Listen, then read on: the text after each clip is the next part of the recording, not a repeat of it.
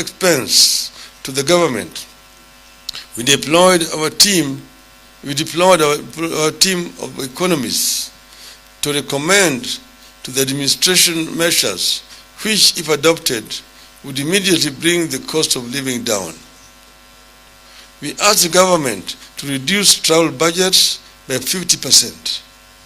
We also called on the government to reduce the daily subsistence allowances for state and public officers by 30%. We further asked the government to reduce the road maintenance levy and the anti-adulteration levy by 5 shillings and 3 shillings per litre respectively.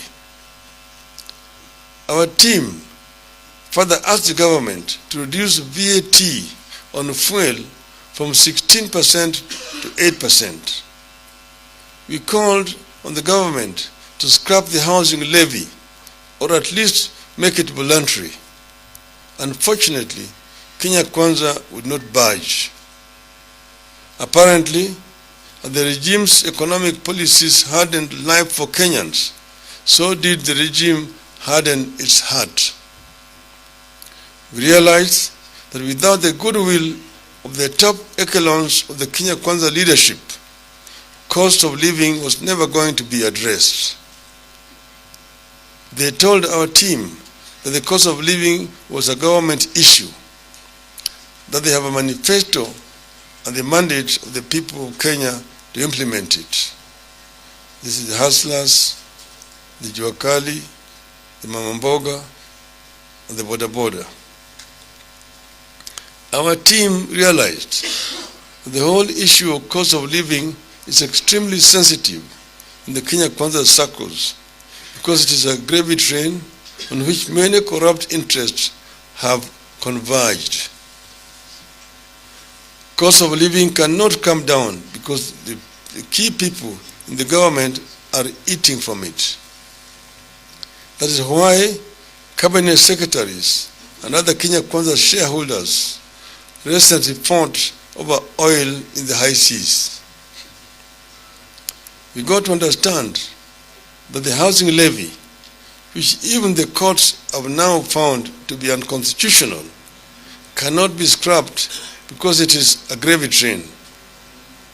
It is from this levy that the Kenya Kwanza hopes to build a campaign war chest for the next election. They forget that they may not get there.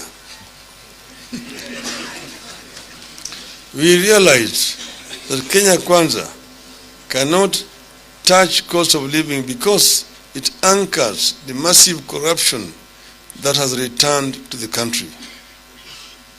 We made it clear that we completely disagree with the government on the matter of cost of living.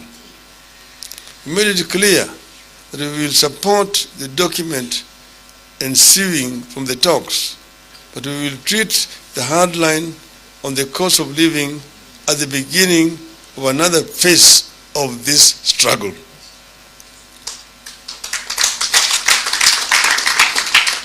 We will seek other ways to press the government to listen to the cries of the people and bring down the cost of living. The other ways will include, but will not be limited to, consultations with the people. At all times, we will retain the right to call on the people to take steps that we deem necessary to force the government to lower the cost of living. We also support the document with the proviso that certain aspects must be approved by the people by way of a referendum.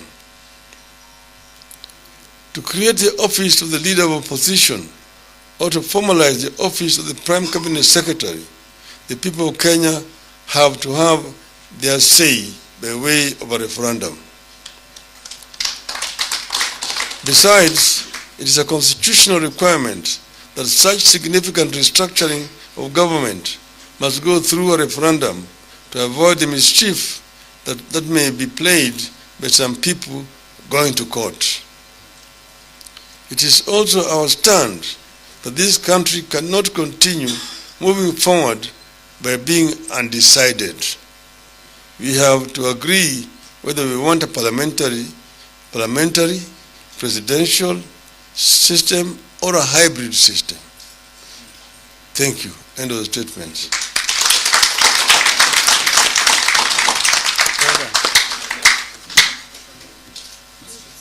Yeah?